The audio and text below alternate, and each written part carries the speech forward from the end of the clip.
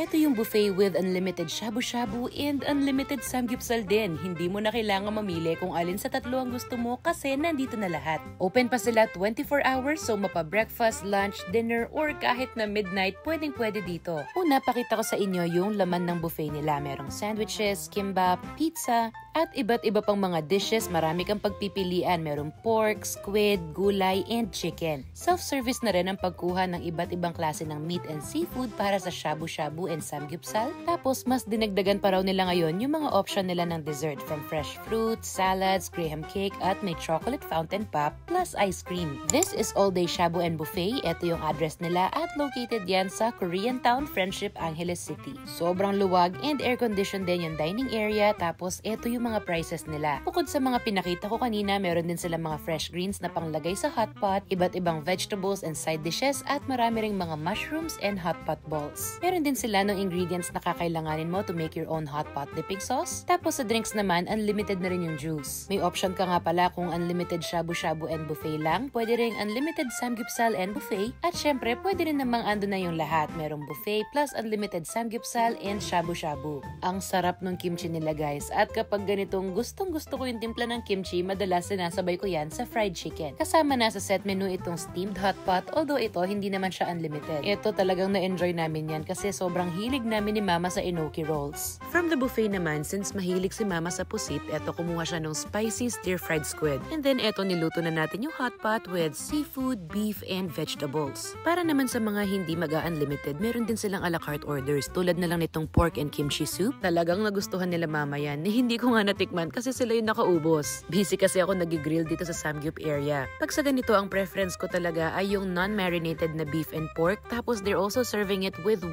serving of cheese sauce. Sinabay ko yan doon sa mga mixed vegetable salad nila. Nako, pati yung mga beef enoki rolls doon sa steamed hot pot, dinip ko na rin sa cheese. Last but not least, nag-order din ako ng cold soba noodles. Sobrang na-enjoy ko kasi to. Napaka-refreshing and perfect to cleanse your palate. Yung mga Koreans daw gusto nilang ino-order to pag patapos na yung meal nila. Though sa ating mga Pinoy, hindi siya ganun kasikat, but I think you should try it. For dessert, we had some fresh fruits and then meron din silang cafe on the side, so nag-order na rin kami ng kape bago umuwi.